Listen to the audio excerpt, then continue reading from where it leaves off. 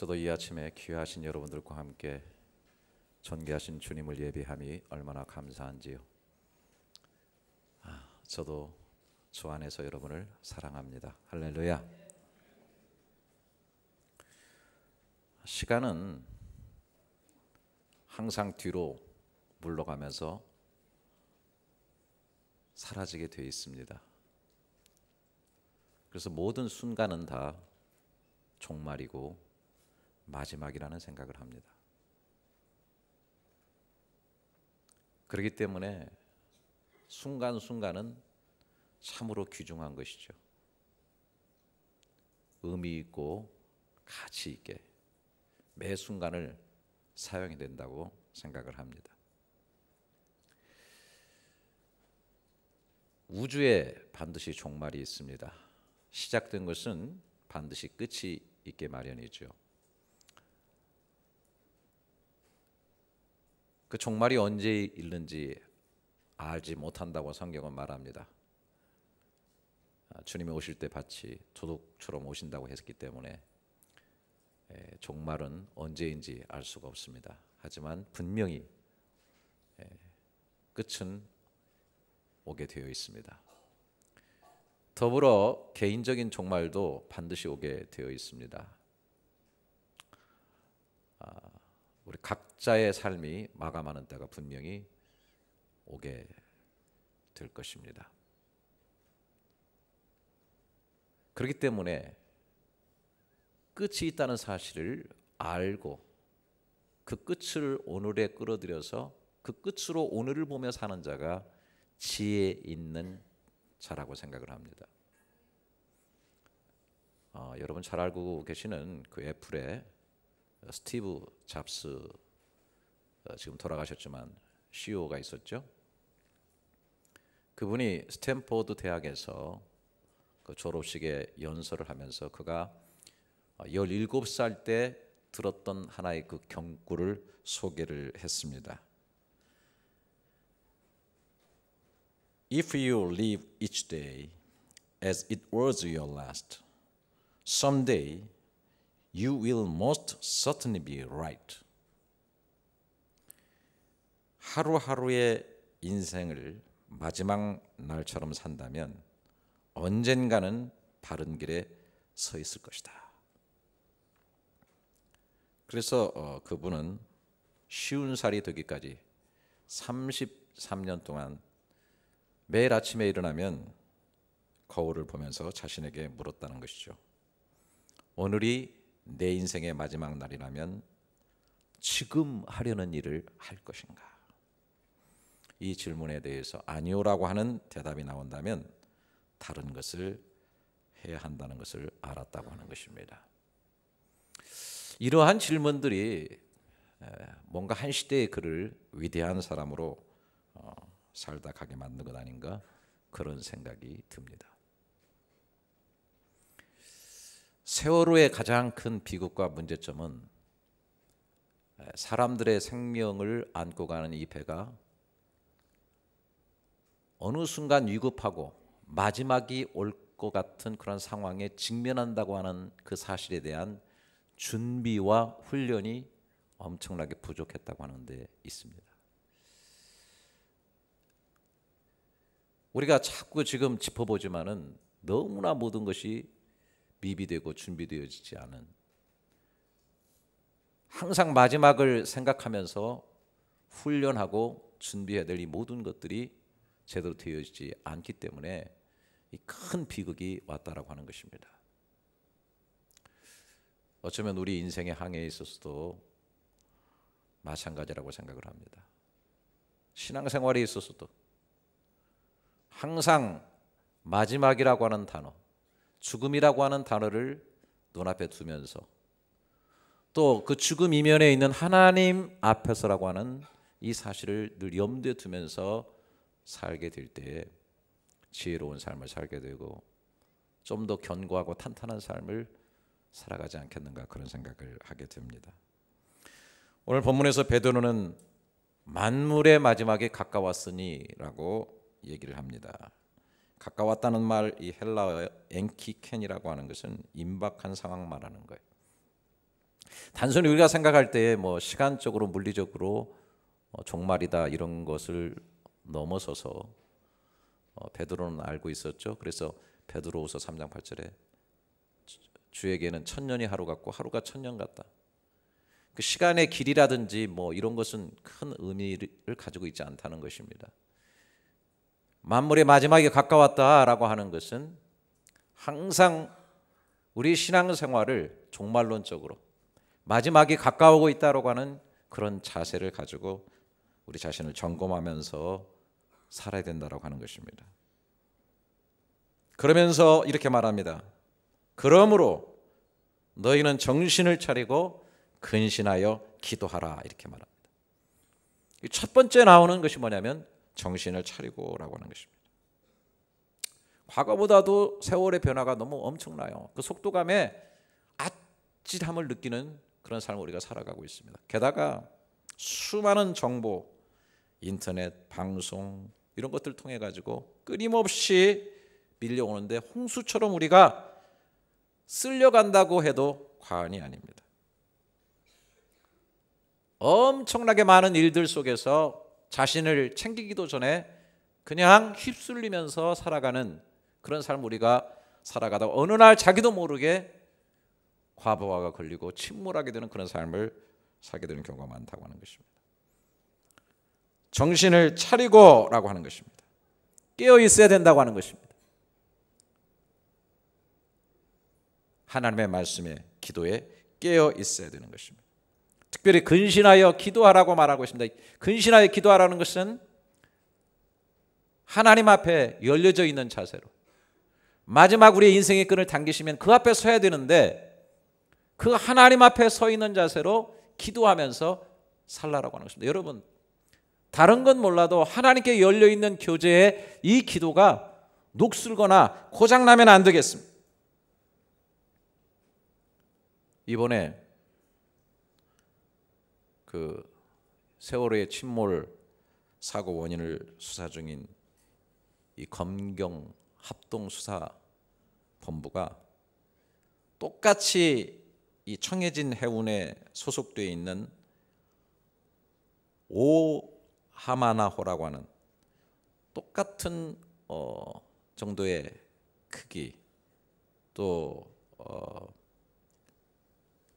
비슷한 항로를 하고 있는 이 배를 갖다가 갑자기 들이닥쳐가지고서 점검을 해봤습니다. 압수수색한 결과 구명벌 40개 다 작동하지 않았고 탈출용 미끄럼틀도 제대로 가동되지 않았어요.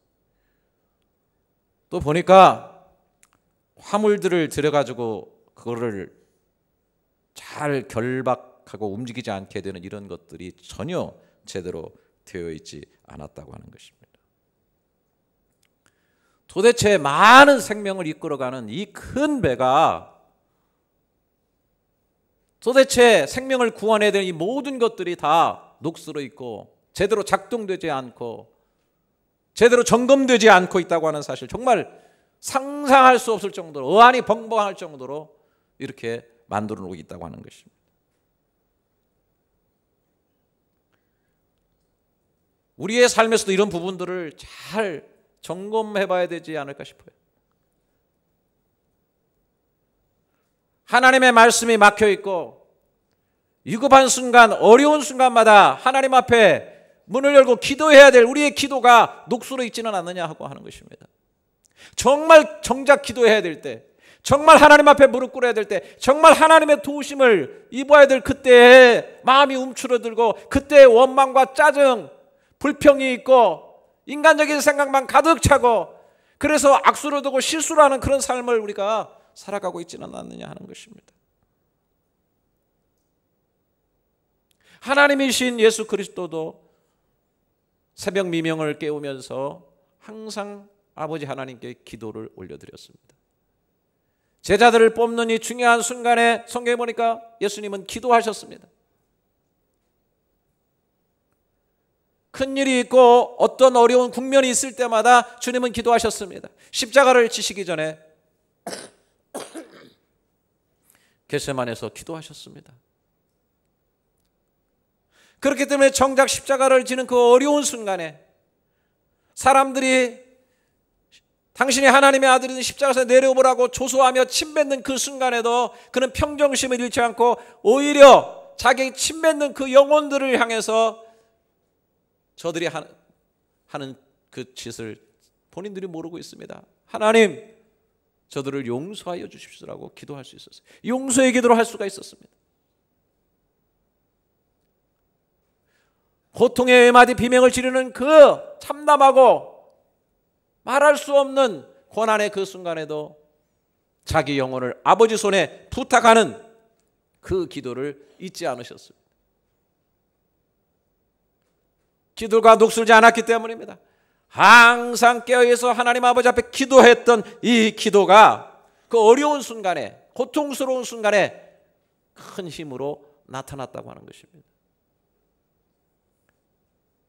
저 자신을 포함해서 예수를 잘 믿는다고 하는 그런 분들도 어떤 때 보면 어려운 일을 당해보면 그 사람의 신앙의 깊이를 압니다. 좌충우돌하고 급하게 원망하고 불평하면서 전혀 믿음 없는 사람들처럼 행동할 때가 얼마나 많습니까? 항상 우리는 어느 순간에든지 마지막이라고 하는 것을 늘 생각하면서 정신을 스스로 일깨워서 근신하면서 하나님 앞에 기도하는 삶의 훈련이 늘 있어서 어려운 일이 일어날 때 깨어있는 기도로 하나님의 뜻을 이루고 사람들을 용서하고 사랑하고 영적으로 승리하는 삶을 이루어갈 수 있기를 주님의 이름으로 축원합니다. 더 나아가서 8절은 무엇보다도 그랬습니다. 무엇보다도 우선순위가 여기 있다는 것입니다. 마지막이라고 하는 사건을 눈앞에 당겨놓게 되면 무엇이 중요한지를 압니다. 죽음이라고 하는 것을 우리가 생각하면서 오늘을 그 저울로 달아보면 무엇이 중요한지를 깨닫게 됩니다. 오늘 본문은 얘기합니다. 무엇보다도 뜨겁게 서로 사랑할지니 사랑은 허다한 죄를 덮느니라. 뭐 당연한 거 아시죠? 사람들이 다 마지막 순간에 후회하는 게 뭡니까? 사랑하지 못하는 것, 용서하지 못한 것에 대한 후회가 큰 것을 바라보게 됩니다. 무엇보다도 사랑을 챙겨야 된다고 하는 것입니다. 서로 사랑하라고 얘기하고 있습니다. 모든 사람들의 사랑이 자격이 머물러 있어요. 다 바라보면 극단적으로 이기주의. 이거를 좀 더 밖으로 끌어내야 돼요. 서로 사랑하는 것으로. 좀 우리 이기주의를 좀 많이 좀 넘어서야 되겠어요. 그리고 뜨겁게 서로 사랑해요. 사랑의 온도가 좀 있어야 되겠어요. 뭐 우리가 잘 아는 대로 아인슈타인이 소위 질량 보존의 법칙이라든지 뭐 에너지 보존의 법칙을 얘기했죠. 이것을 뭐 열역학 제1법칙이라고 그러는데 과학에서는 또 열역학 제2법칙을 얘기합니다. 새 것에는 에너지가 많이 있는데 시간이 흐름에 따라서 그 에너지가 고갈된다는 거예요. 점진적으로 고갈이 온다는 거예요. 대부분 모든 것에 보면 다 그렇습니다. 부부도 처음에는 사랑이 충만하고 뜨겁게 사랑했는데 나중에 보면은 부부라고 하는 이름만 남고 차가워질 때가 얼마나 많은지 몰라요. 기업이나 단체에 처음에 사람들이 열정이 있고 이념이 뜨거웠는데 나중에 가면은 점진적으로 이런 것들이 자꾸 약해지고요. 나중에는 조직만 남고 뼈대만 남고 이렇게 되는 것을 많이 보게 됩니다. 특별히 우리가 신앙생활할 때 이 부분을 정말로 조심해야 됩니다. 신앙생활에 있어서 말씀을 많이 아는 지식이 증대되었는데 반대로 사랑이 식어졌다고 한다면 그 지식은 정상적인 지식이 아니에요. 신앙생활의 경험이 오래되어 있는데 만약에 그 가슴속에 차가운 사랑만 남아있다고 한다면 그 경험은 오히려 그 사람을 썩게 만들고 후퇴하게 만드는 것이 될 뿐입니다. 우리 신앙생활 하면서 꼭 신경 써야 될 한 가지 중요한 일은 내 속에 사랑의 온도가 어떤가를 꼭 기억해야 돼요. 그렇게 사도 요한이 목회했던 에베소 교회에도 진리를 잘 변증하고 하나님의 일에 대해서 최대한 열심을 가졌지만은, 그러나 분명히 하나님께서 그들에게 말씀하셨어요. 너희 처음 사랑을 잃어버렸느니라. 어디서 떨어졌는지 회개하고 돌이키라고 얘기하고 있는 것입니다.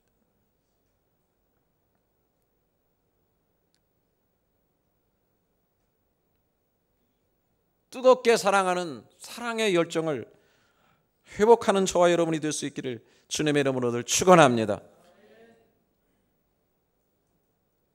요즘 뉴스 계속 보니까 이 궁극적으로 세월호가 속한 이 뭐 청해진 해운인가 이런 것들 다 이 보니까는 이 구원파에 속해 있는 그 유병헌 씨 일가에 다 이렇게 속해 있다, 그렇게 해서 지금 검찰의 칼끝이 지금 유병헌 씨를 향하고 있는 것을 보게 됩니다.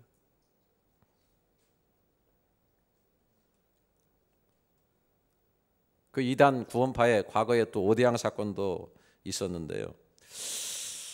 저는 참 목사인지 회장인지 잘은 모르겠지만은 이 구원을 팔아가지고 모은 돈이 얼마나 많은지, 전 재산이 지금 1,000억대를 넘어가는 것으로 보고 있어요. 저는 왜 이렇게 물론 이단이지만은 이 기독교 안에 이렇게 가지를 쳐가지고 나간 이런 이단들 속에 이렇게 돈이 많은지 나는 왜 돈이 없는 것일까? 아무리 생각해봐도 난 이해가 안 돼. 에?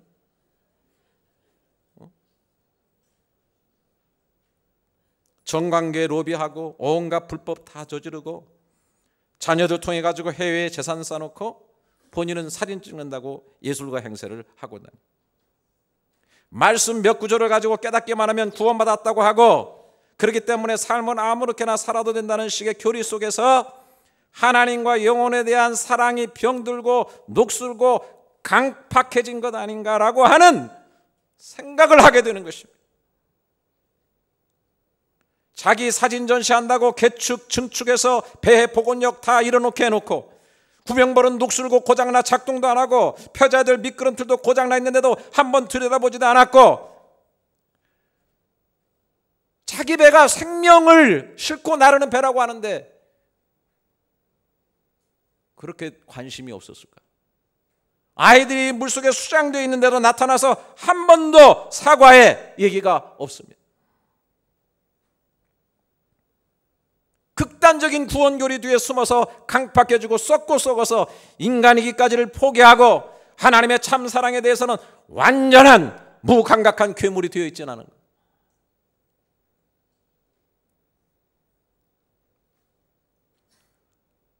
이 홍수가 나면 정말 이 생수가 귀한 것처럼요, 이거 잘못 종교인 행세하고 이 종교라는 이름으로 성경 몇 구절 가지고 이렇게 하다가 자기 자신 잃어버리고 사랑 잃어버리고 이렇게 괴물 같은 인간이 되어버리는 이런 구조가 오늘 우리 한국 사회 속에 또 혹은 또 신앙생활 속에 이렇게 깃들지 않는가 정말 우려가 되는 것입니다.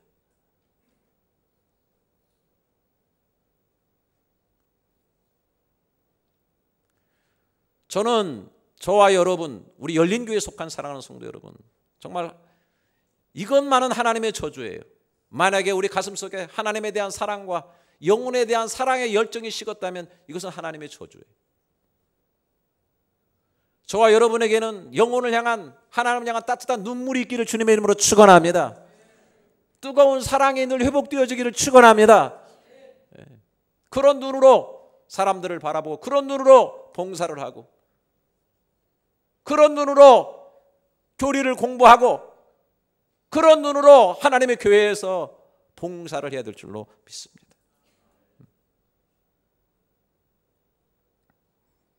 너무나 아픈 세월호에 사건 가운데서도 우리를 감동하게 하고 그래도 마음을 뜨겁게 하는 것은 사랑하는 사람들의 얘기, 하나밖에 없는 구명조끼를 친구를 위해서 준 학생들이 대피하기 전까지는 끝까지 나가지 않겠다고 사명을 다하며 죽음에 머물러 있었던 여자 승무원, 끝까지 학생들을 위하여 같이 남아준 선생님들, 다 사랑의 이야기 드린 것입니다.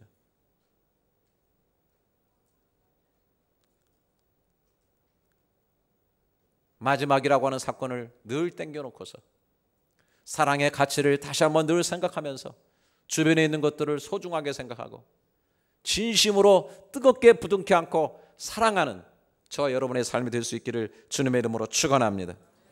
9절에 보면 서로 대접하기를 원망 없이 하는데 나가라. 사랑 말로만 하지 말고 정말 대접해라. 전 이 말씀 생각할 때마다 특별히 해외에 사는 우리들한테 주신 말씀이 아닌가 생각이 돼요. 참 손님도 왜 이렇게 많은지. 네?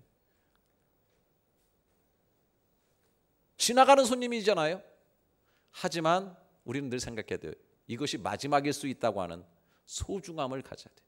하나님이 나에게 마지막으로 주신 사랑의 기회라고 하는 사실을 생각하면서 짜증내고 원망하지 말고 최선을 다해서 대접하는 은혜가 있기를 바랍니다.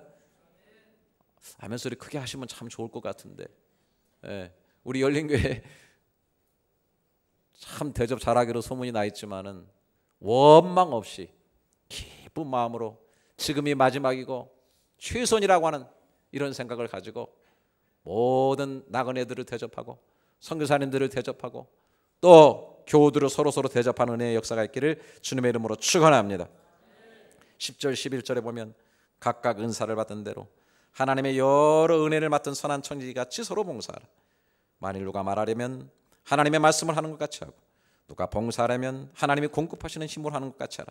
이는 범사 예수 그리스도로 말미암아 하나님의 영광을 받으시게 하리 함이니 그에게 영광과 권능이 세세에 무궁하도록 있느니라. 아멘. 이게 보면 다 청지기라고 하는 것입니다. 이 청지기는 잘 보세요. 항상 마지막에 결산을 생각해야 됩니다. 내 것이 아니라는 것입니다. 은사, 물질, 지식, 시간, 이 모든 것들이 주어진 거예요. 그래서 성경에 보면 예수님께서 그 종말에 대해서 말씀하실 때 종말을 얘기하시다가 마태복음 24장부터 시작되죠. 25장에 달란트 비유가 거기서 나오는 거예요. 이 달란트 비유는 종말하고 관계가 있는 거예요. 한 달란트 잘 묻어다 가져왔습니다. 손실시킨 거 아니에요. 네? 없앤 거 아닙니다. 잘 묻었다가 가져왔는데 뭐라고 말씀했습니까? 게으르다고 하는 것은 인정하겠는데 악하고 게으른 종이라고 그랬어요. 여러분 오늘 저 여러분들이 퍼뜩 정신이 날 수 있기를 바라요. 내게 주어진 것들 나를 치장하고 나 위해서만 쓰고 또 그거 잘 보존시킨다고 거기서 평안을 찾고 안심하지 말라는 거예요. 내 존재 과시하고 내 치장하고 내 이상을 실현하는 것에 그치는 것이 아니라 오늘 하나님의 말씀과 은혜를 더 받아서 하나님의 영광을 위해서 사용하라고 말씀하고 있는 것입니다. 선한 청지기로 봉사하라고 하는 거예요. 할렐루야. 주님을 위해서 유익을 남겨줄 수 있는 그런 자세로 살아가는 거예요. 그것이 크든 적든 뭐 많은 것이든 내게 주어진 것을 하나님이 주신 소중한 것으로 알고 하나님의 영광을 위해서 최선을 다하는 것이죠. 노잘린 스티어라고 하는 분이 쓴 작은 일에 충성하라고 하는 그 시가 있는데요. 나는 내 손이 찾아갈 수 있는 작은 일을 행하기를 좋아합니다. 비록 예배 시간에 아름다운 독창을 할 수 없지만 빈 자리는 메울 수 있으며 또 누군가가 열심히 기도할 때 간절히 돕고자 하는 마음을 가지고 그 기도 소리를 들을 수는 있습니다. 나는 오르간을 칠 수는 없지만 낯선 사람의 손을 잡고 미소를 지으며 격려가 되는 말 한마디는 해줄 수 있습니다. 누가 아는가? 그 말 한마디로 그 사람의 두려움을 쫓아내고 자기 길을 계속 걸어갈 수 있도록 도와줄 수 있을지. 나는 거창한 설교는 할 수 없지만 헌금 시간에 나의 주님께 정직하게 내가 가진 작은 것을 기꺼이 드릴 수 있습니다. 그리고 꽃 한 다발을 가져다 하나님의 성전이 덜 밋밋하게 보이도록 꾸밀 수도 있습니다. 내가 할 수 있는 이 작은 일들이 보기에는 너무 적고 변변치 못할 것 같지만 만약 내가 충성만 다한다면 주님이 사랑스러운 목소리로 나를 부르실 때 나는 이렇게 말하리. 주님 여기 있습니다. 그리고 그분에게 보여드리리 이 모든 작은 일들에 담겨있는 나의 충성을.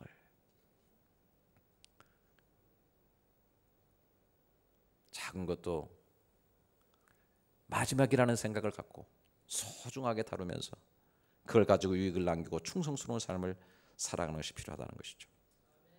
오랫동안 시한부 환자들을 만났던 호스피스 카렌 와이어트라고 하는 사람이 있는데 그분이 많은 시한부 환자들을 만나고 나서 책을 하나 썼습니다.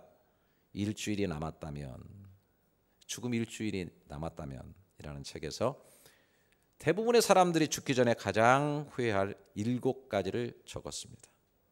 죽을 만큼 마음껏 사랑해 볼 걸, 조금만 더 일찍 용서할 걸, 걱정은 내려놓고 행복을 만끽할 걸, 마음을 열고 포용할 걸, 한 번뿐인 인생 열정적으로 살아볼 걸, 아등바등 말고 여유를 가지고 살 걸, 있는 그대로에 감사하면서 살 걸. 그래서 여러분, 우리 믿음의 성도들은 반드시 한 가지 더 기억해야 됩니다. 마지막은 마지막이 아니에요. 영혼으로 통하는 문이고 그 마지막에 서 계신 분은 주님이십니다. 그렇기 때문에 만물의 마지막이 가까웠으니라고 생각하시는 분들은 그 마지막에 서 계신 주님을 통해서 세상을 봐야 된다. 그것이 바로 기도인 것입니다. 그리고 그분 앞에 결산해야 된다고 하는 청지기 자세를 가지면서 살아야 한다고 하는 것입니다. 우리 인생에 무엇이 중요한가를 진짜 달아볼 수 있는 저울은 무엇일까요? 그것은 마지막이라고 하는 저울입니다.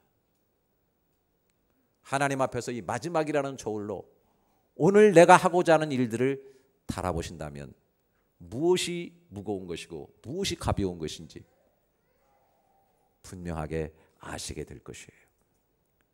중요한 것을 붙잡고 중요한 것에 투자하시면서 종말의식을 가지시고 정말 말씀에 깨어있어 기도하며 사랑하며 봉사하는 하나님이 기뻐하시는 참 성도의 삶을 살아갈 수 있기를 주님의 이름으로 축원합니다.